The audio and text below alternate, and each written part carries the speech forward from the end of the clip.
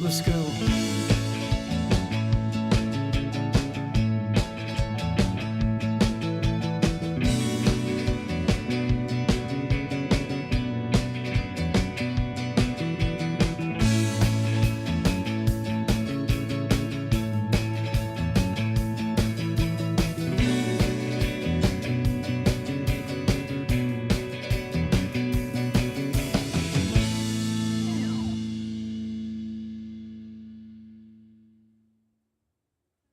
Bona nit i benvinguts al Persones F, el programa sobre l'economia del futur, l'economia feta per les persones. Persones felices que fan, que fomenten, que fabriquen, que fins i tot filosofen. Aquesta economia del factor F que ja és aquí i que avui us apropem un altre cop amb el nostre programa. Avui entrevistarem l'Eduard Martín Borregón, que ens parlarà del Big Data i l'Open Data. És un periodista de dades. En el nostre reportatge a Radar parlarem de la revista Valors, una iniciativa que reivindica la reflexió i l'ètica per repensar-ho gairebé tot. I a la part final, a la nostra proposta del dia, parlarem d'ecologia i sostenibilitat amb la nostra col·laboradora Maria Medina, que ens parlarà de cooperatives de consum. A més, tota l'actualitat més innovadora i creativa amb les nostres microcàpsules. Tot això al Persones F. Comencem! My friend fell on his right foot. Yeah! Doncs tenim amb nosaltres l'Eduard Martín Borregón. Bona nit. Bona nit. Eduard, ets periodista de dades. Sí. Què és això, resumidament? Resumidament, resumidament, o potser no tan resumidament, començant, és periodisme clàssic de tota la vida, però també hi treballem amb tècniques informàtiques. Molt bé, periodisme i informàtica. Exacte, periodisme i informàtica. Per resumir, podríem dir que és un híbrid entre les dues coses, i ens basem, i per fer això, doncs el nou paradigma que ens permet fer això és el Big Data, el que s'anomena el Big Data o dades massives. Un nou concepte que està de moda, que és com el futur. Què és el Big Data, Eduard? Aviam, primer, abans d'entrar què és el Big Data, a mi m'agradaria fer allò una miqueta el pas enrere i és cap on estem anant o per què estem arribant al Big Data. Molt bé. Hi ha alguns teòrics que ara mateix ja comencen a parlar dient que estem en una tercera revolució industrial. Sí. És a dir, la primera revolució industrial va ser amb la màquina de vapor, la segona revolució industrial amb la producció en cadena i el petroli, i la tercera revolució industrial és internet. Què vol dir això, que sigui internet? A més, aquí hem d'afegir-hi una segona cosa, que seria la segona revolució del coneixement a l'edat moderna. Parlaríem al segle XV-XVI, ara mateix patinaria una miqueta per si digues la data exacta, s'inventa l'impremta. L'impremta revoluciona el que és la producció del coneixement. El coneixement és molt més fàcil de produir. Tenim molt coneixement que podem tocar, i que podem arxivar i que podem consultar. Exacte. Llavors, què passa? Aquesta revolució industrial, la nostra indústria principal ara mateix és el coneixement. La gran majoria, el 70% de la nostra societat, treballa en feines relacionades amb el coneixement. Per tant, ens estem trobant un moment en què hi ha dues revolucions al mateix temps, una revolució del coneixement i una revolució industrial, que s'ajunten per crear, i una de les coses o un dels efectes que genera això és el Big Data. Molt bé. És a dir, tenim molta informació pel món que l'hem de treballar, no? Exacte. Jo potser no em parlaria d'informació, perquè la informació ja ens diu alguna cosa, sinó parlaria de dades. Dades. Dades. Dades preparades perquè em facis informació. O no preparades, sense preparar. També pot ser. És a dir, generem dades. La informatització de la societat, és a dir, el fet que estiguem traquejats constantment i que totes les nostres accions normalment acabin en un registre digital, processable per ordinador, fa que hi hagi tot un seguit de dades i aquestes dades, el repte del Big Data és convertir aquestes dades en informació o en coneixement útil. Molt bé. Diguéssim, les dades en brut no ens serveixen de res, són necessàries per generar alguna cosa. Perquè a cada mail que enviem estem emetent dades que es poden classificar, per exemple, perquè ens fem una idea? Sí, i aquí de fet ja no parlaríem de les dades, sinó de les metadades. Ostres, que aquí hi ha molt coneixement per posar en un pot petit, eh? Exacte, perquè fem una idea. Dades i metadades, per fer una classificació ràpida. Dades seria l'email en si, i les metadades són aquelles dades que té agregades l'email. És a dir, qui l'envia, l'hora en què l'envia, qui el rep, és a dir, tot això també genera un coneixement, també genera.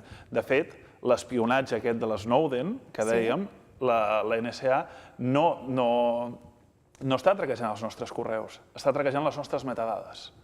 I això pot ser, realment ens poden donar molta informació. Hi havia un exemple que va córrer, per exemple, si tu controles l'email d'una persona, o l'email i el compte bancari, pots establir un patró. Per exemple, una noia que fa temps que està trucant sempre al mateix número, que de sobte té una sortida estranya, un pagament a farmàcia, Sí. i a partir d'aquí, que ha deixat té un pagament a farmàcia, que comença a fer trucades a la seva mare o a números nous que no estava fent fins ara. Què passa? Doncs probablement està embarassada. Llavors, a partir d'aquí, què passa? Llavors, el que farien, hi haurien algunes farmacèutiques molt interessades en començar-li a vendre productes. Per exemple, això seria un mal ús de dades, no ens equivoquéssim. Tot això és el que t'anava a dir, però tot això és legal, no és legal? Ja és il·legal. En aquest cas és il·legal, perquè s'ha de permetre certa anonimització de les dades, que aquest és un altre repte, no? És a dir, hem de poder tractar dades sense caure en el desprestigi o sense caure en la intromissió en la intimitat de les persones. És a dir, aquest exemple que es posava ara, que potser ens pot semblar molt il·lustratiu per entendre tota la informació que generem sense nosaltres saber-ho, és un exemple dolent, és a dir, és un exemple d'una pràctica a evitar. Però es poden fer moltes coses bones, no?, amb aquest ús de les dades. Quins negocis podem fer a partir de l'ús del Big Data? De l'ús del Big Data. Mira, per exemple, un dels primers que va començar-ho a fer a internet és Amazon. No sé si tens compte Amazon o hi compres habitualment. A sota Amazon el que veiem són les recomanacions d'Amazon que et recomana. A més, com més compres, més te l'encerta. Sí, està clar. Està clar. Perquè què fan aquí? Amazon el que fa és que creua les teves dades de compra amb altres persones que també compren. I et diuen, si tu vas comprar això, segurament... T'interessa això. Per què? Doncs perquè aquesta altra persona també li interessa, aquesta altra persona que també va comprar això, també li va interessar això. I a partir d'aquí et va generant. És una oportunitat de relacionar les dades entre elles per establir noves preferències de consumidors. I altres tipus de nous negocis que es puguin fer? Mira, per exemple, una altra idea. Aquesta, clar, fer-la des d'aquí a Catalunya seria molt complicat, però, per exemple, hi ha el cas de les alertes sanitàries de Google. Google té una previsió de 2 o 3 dies abans dels símptomes de la grip. Què fa? La gent es troba malament i busca la sintomatologia de la grip al buscador. Sí, senyor, sí. Llavors, 3 o 4 dies abans que hi hagi l'alerta sanitària i que les autoritats rebin la gent al cap, Google ja sap que hi haurà una alerta sanitària sobre aquests símptomes a tal lloc del planeta. Perquè la gent està entrant i preguntant-ho. Per exemple, una manera de fer-ho és, hi ha una cosa que es diuen els Google Trends, que és una eina de Google que tu pots anar veient quina és la tendència o com està buscant la gent. Això és molt fort, Eduard. Això sí que és una mena d'espionatge, però és clar que se n'ha de fer un ús de tota aquesta informació. Aviam, en aquest cas no seria un espionatge, crec jo, perquè si tu directament, si no dius quina persona l'ha buscat... Clar, de fet és anònim i ho deixes anar allà. Clar, ho deixes anar allà. De fet, no ens n'adonem, però hi ha moltes dades que nosaltres generem sense que ho sapiguéssim. Per exemple, jo ara vull venir amb l'autopista i a mi sempre m'havien cridat molt l'atenció aquests cartells que et diuen Mataró, 8 minuts. I jo sempre m'imaginava un tio davant d'un ordinador que de tant en tant feia així i deia, doncs, ara 10, ara 8, ara 7, i anava fent. Doncs no ho fan així. Això és... Tots portem el mòbil encès i, a més, la majoria de mans lliures es connecten a través del Bluetooth. Doncs el Bluetooth envia una senyal que no només entra al teu cotxe, sinó tu envies una senyal buscant Bluetooth. A més, ara que anem amb els smartphones, també vas obert amb la Wi-Fi. Què passa? Al passar per sota un punt, detecten la teva Bluetooth, i passes per un altre punt i detecten la teva altra Bluetooth. Per tant, saben, quan ha tardat un cotxe, d'anar des del punt A al punt B. Des del radar, des de la sortida, des d'un punt de l'autopista fins a la sortida de Mataró. Això em fa pensar que també podrien detectar 1.000 multes més, no?, si fessin servir aquest servei, aquest sistema en tothom. Sí. Perquè, clar, si trigues menys del previst, es podria multar i tot. De fet, també va haver-hi una cosa similar. A Londres ara han tret unes papereres intel·ligents i no he acabat d'entendre per què eren intel·ligents, honestament, més enllà del que t'explicaré ara. Que era que aquestes papereres intel·ligents tenien una pantalla que anava emetent anuncis. Llavors la gent traquejava, això es diuen MACs, el codi únic que tu envies cada vegada es diu la MAC del Wi-Fi o la MAC, cada telèfon té un número identificatiu. Aleshores, aquestes papereres anaven traquejant la gent que passaven pels llocs i llavors, si tu veien que anava sempre, jo què sé, a una marca, saps? Anaves a aquella davant, llavors quan passaves per davant de la paperera emetien l'anunci que tu acabaves de passar per la botiga. Què has passat? Quina por. Clar, vull dir... Val, aniríem per aquí, no? Molt futurista, molt futurista. No és futurista, està aquí. És ja. Però jo no ho he vist, això de les papereres. Perquè estava a Londres, clar, diguéssim, van una miqueta abans. Home, que arribi ja, no? I, de fet, això també ho van mig prohibir perquè es considera que aquesta sortida de dades és perillosa, no? Perquè ja deixaven d'anonimitzar la dada, sinó que et donaven un patró de que seguia sent un individu i et podien anar coneixent els moviments. Clar, perquè fins a quin punt ho podem controlar o fins a quin punt podem protegir quan parlem de dades personals, de dades que podem deixar, no ho sé, a través de les xarxes socials o... Aquí la pregunta és fins a quin punt ets paranoica. Val, és cosa meva. És cosa teva, és a dir, hi ha un punt de paranoia que és sa, és a dir, jo crec que hi ha un punt de paranoia de saber fins a quin punt has de saber mostrar i tindre consciència de fins a quin punt has de saber i fins a quin punt has de vigilar, però si et fiques molt paranoic arribaries a tancar l'ordinador i a tenir... Jo he parlat amb gent que guarda dins de periodisme, doncs parles amb gent que et diu no, jo tinc un ordinador que no està connectat a internet. Per si de cas. Jo tota la meva informació sensible, jo no la connecto a internet. Ei, ara, perdoneu-me, ara no voldria fer un missatge apocalíptic, no, són casos extrems. És a dir, la clau la tens tu mateix. Exacte. Tu saps el que poses a internet, però a partir d'això tu perds el control bastant, no? Relativament. També hem d'entendre quina informació tenim cadascú. Sí. Clar, vull dir, tampoc hem de...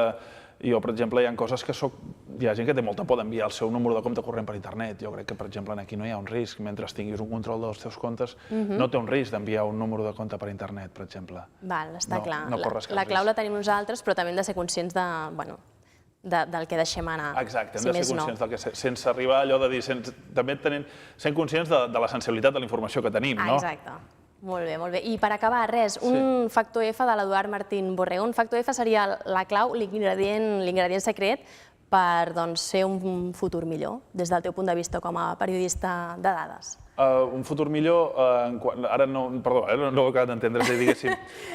Un ingredient, un adjectiu o alguna cosa que creguis, per exemple, la constància, la passió, una cosa que tu personalment et faci ser millor periodista de dades i que et permeti mirar millor cap al futur.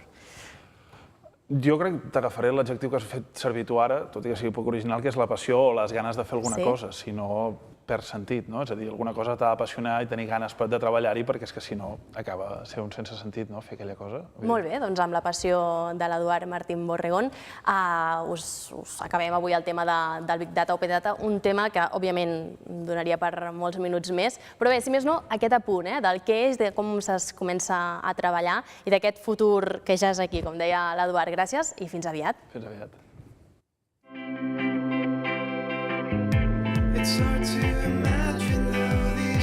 Aquest proper dijous 23 de gener, el Tecnocampus organitza l'Esportnomia, una jornada sobre les oportunitats de negoci en el món de l'esport. La sessió comptarà amb la participació d'esportistes i persones que han trobat en l'esport una oportunitat de desenvolupament en el sector professional, com per exemple el broker i life trader Joseph Agram. A més, tots els participants podran gaudir del programa Getting Contacts, Sport and Wellness, un espai que vol apropar els emprenedors, empresaris i professionals de l'esport. La jornada començarà amb l'entrega de les acreditacions a les 9 del matí al Tecnocampus. Si vols conèixer més a fons el programa de l'Esportnomia, consulta www.tecnocampus.cat.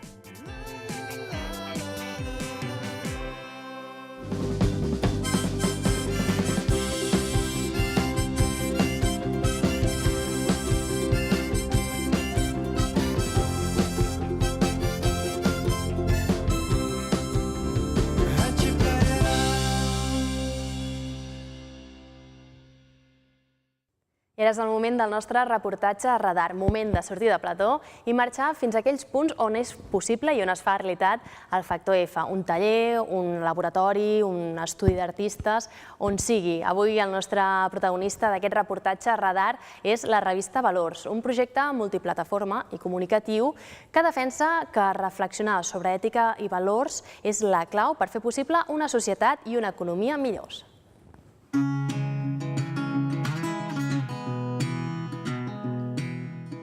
Nosaltres no donem notícies, però tampoc ens dediquem a fer especulació acadèmica. Ens dediquem, amb una mirada una mica més llarga vista, a parlar de les coses que estan passant de fons a la nostra societat a partir dels valors. The ocean spreading wide before me.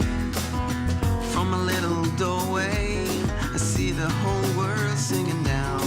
The horizon's line swallow wind. Per tant, encara que ens agradi molt fer una revista de paper perquè som periodistes i ens agrada el paper i som clàssics, en el fons és igual si fem una revista, si fem una web o si fem tuits, no? Per comunicar, per moure aquest debat sobre els valors, per reflexionar al voltant dels valors i de les coses que ens passen i de la societat.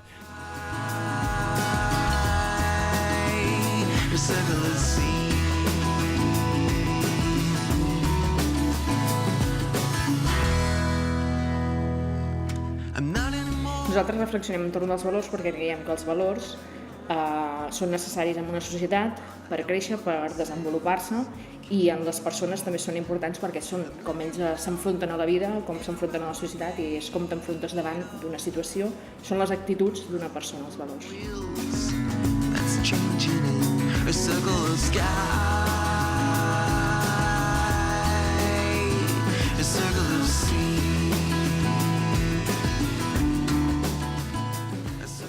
Home, la situació econòmica que ens ha portat ara ha demostrat que una economia sense valors no és viable i ens porta a una crisi com l'actual.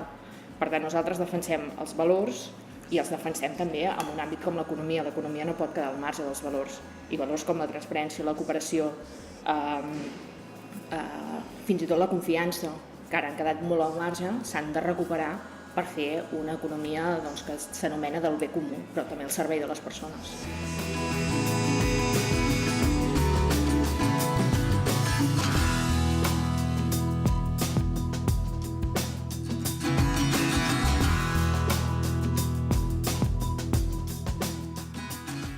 Mataró té molts valors, però si jo n'haig de destacar un, en destacaria la iniciativa. I quan parlo d'iniciativa és econòmica, evidentment, des d'un gènere de punt, des de fa molts segles que hi van haver empresaris que van apostar per un nou sector, fins ara que s'ha apostat per moltes empreses reconstruint-se cap a noves tecnologies o cap a altres àmbits, però també iniciativa social. Mataró té més de 600 entitats i per tant hi ha iniciativa social.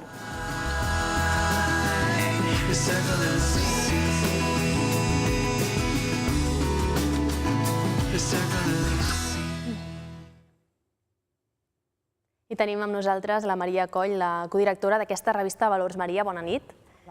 Gràcies per ser aquí amb nosaltres. Maria, dueu 10 anys de revista Valors parlant de valors, d'ètica, de reflexió. Suposo que de molts temes diferents i imagino, de fet n'estic segura, que l'economia és un dels temes que toqueu sovint, no? Sí, nosaltres quan tractem un valor sempre intentem que aquest mateix valor el puguem mirar des de prismes diferents i un sempre intentem que sigui l'economia, perquè creiem que l'economia és bàsic, és un dels puntals de la societat i per tant se n'ha de parlar. Alguns valors no gaire populars com la lentitud o l'autenticitat també fan possible que aquesta economia avanci d'una manera més positivament, no? Tots els valors jo crec que tenen relació amb l'economia i més ara, com dèiem en el reportatge, que s'ha posat en dubte que l'economia tingui valors i ens ha portat una mica en aquesta crisi, es demana que precisament l'economia recuperi uns valors que ha anat perdent.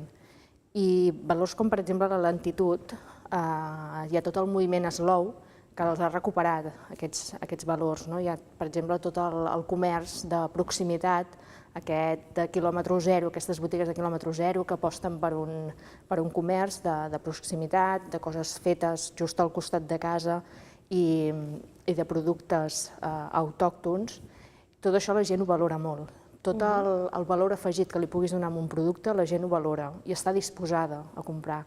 Tota l'economia, per exemple, de responsabilitat social, si la gent pot pagar per qualitat, però a més a darrere hi ha un bé social, una economia del bé comú, la gent està disposada també a pagar fins i tot una mica més. Perquè saben que val la pena, o creuen, no? Que ho creuen fermament, vull dir. Perquè saben que darrere hi ha una cooperativa, per exemple, que hi ha un projecte social, que hi ha una responsabilitat, que hi ha un bé per la societat, i tot això en el producte li dona un sentit, més enllà de la qualitat que pugui tenir el propi producte. I això la gent ho valora. Per tant, tots aquests valors que portin, a més el producte, que pot ser la qualitat, el seu ús, però tots aquests valors socials, tot això, avui en dia, és bàsic per a una empresa que pugui donar-hi un valor afegit. Per tant, reflexionar sobre valors, sobre el que ens està passant, és innovador? Ho hem fet sempre? Ho estem fent més ara que abans?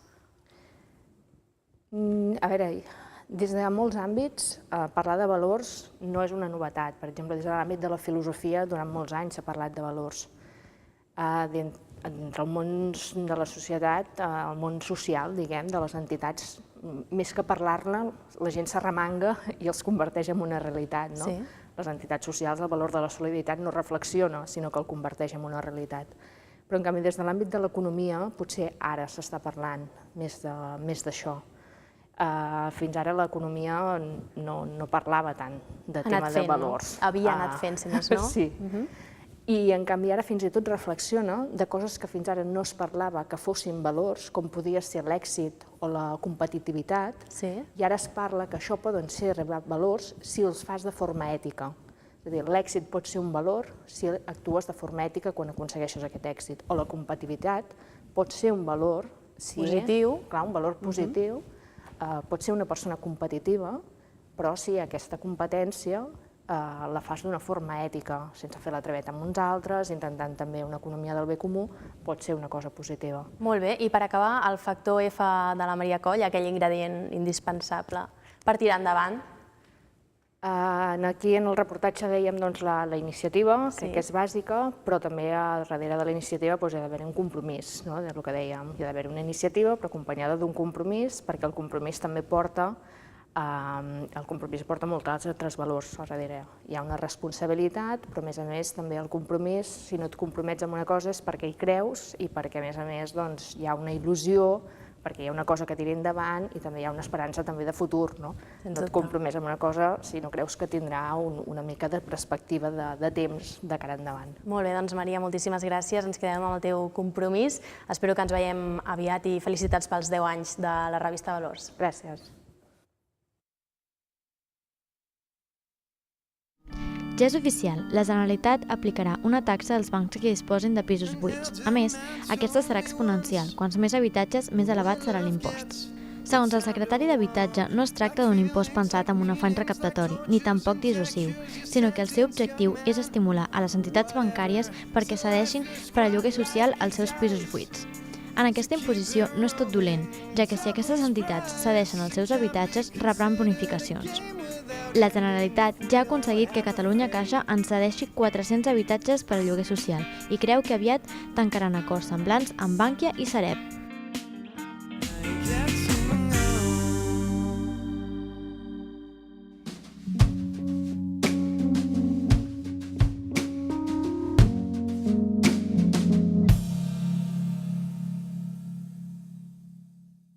I a cada Persones F dediquem un moment final per parlar de la proposta del dia cada setmana d'una temàtica diferent, innovació, acadèmia universitària o creativitat. I aquesta setmana toca parlar d'ecologia i sostenibilitat amb la nostra companya Maria Medina. Bona nit. Què tal? Bona nit. Avui parlarem, Maria, de cooperatives de consum. Exacte, així és. Ja us vaig portar també una proposta d'un consum una mica diferent la primera vegada que vaig venir, sobre consum a granel. Sí, senyora. I avui parlarem de cooperatives de consum. Què són les cooperatives de consum? Les cooperatives de consum són associacions, grups de persones que decideixen fer compres conjuntes principalment d'aliments i aliments ecològics. Hi ha qui només fa verdura i fruita, però hi ha qui a més incorpora productes secs com poden ser llegums, pasta i altres coses. I quin és l'objectiu de fer aquest consum conjunt, aquesta compra conjunta? Bé, per una banda hi ha la part econòmica, que en la mesura en què comprem tots plegats podem reduir costos. Per altra banda, també hi ha una qüestió d'intentar fer una mica un canvi de model. De fet, arran de la crisi també hi ha hagut potser un augment en les cooperatives de consum o han pogut créixer una mica perquè hi ha molta gent que està apostant per un model de consum i, per tant, de societat diferent. I aquest sistema, aquesta manera de consumir, anirà desapareixent quan acabi la crisi o ho veus al contrari, que s'enforteix? Jo crec que s'enforteix, perquè en la mesura en què som conscients que cada vegada que consumim estem decidint quin món volem, sembla que hi ha com un canvi de tendència, que volem consumir el productor de més proximitat, volem consumir aquells productes ecològics i intentar fer que el valor afegit de la nostra compra tingui també repercussió en tota la societat. Jo crec que anirà més. Per tant, la idea és comprar principalment aliments de qualitat, de proximitat, a un preu més baix o més econòmic, compartint aquesta despesa a l'hora de fer la compra. Exacte. I com ho podem fer? És a dir, si a mi m'interessa participar en una cooperativa de consum, què haig de fer? Com ho busco? Al Maresme hi ha diferents cooperatives, així que si busques en algun cercador d'internet doncs segurament podràs trobar la seva pàgina específica, i si no també hi ha una coordinadora de cooperatives de consum, que és Ecoconsum. Ara aquí podreu veure la pàgina web i allà doncs tindreu tota la informació. Per tant, cooperatives de consum per internet. Exacte. I depenent d'on seguem, ho trobarem. En tindrem unes o unes altres. Maria, tu creus que aquesta mena de cooperatives, has dit principalment serà d'aliments, són d'aliments, creus que es pot estendre als altres camps? Bé, sí, de fet n'hi ha una com és Som Energia, que és també una cooperativa de consum energètic en aquest cas. Es pot estendre a múltiples camps i, de fet, ja s'està fent. I funciona, doncs? Funciona. La gent no ho troba molt estrany, això d'haver de compartir una compra? Jo crec que no, perquè de fet, vull dir, és una cosa lògica, no? Com més som, més barat ens surt i més beneficis en tenim, no només a nivell econòmic, sinó també a nivell social. Per tant, la idea és, volem productes d'or de proximitat, ens ajuntem tots, comprem una gran quantitat i ens ho repartim, eh? Exacte, així és. Seria això. Així és. Perfecte. Doncs una molt bona idea. Maria Medina, moltíssimes gràcies per aquest apunt. Avui cooperatives de consum en aquesta proposta del Dia sobre Ecologia i Sostenibilitat. Gràcies, ens veiem fins aviat. La propera. I vosaltres ens veiem la setmana vinent. Recordeu que podeu trobar Persones F a les xarxes socials, a qualsevol d'elles, buscant simplement Persones F. I recordeu, doncs, sempre això, tenir el vostre factor F al cap. Fins aviat, moltes gràcies.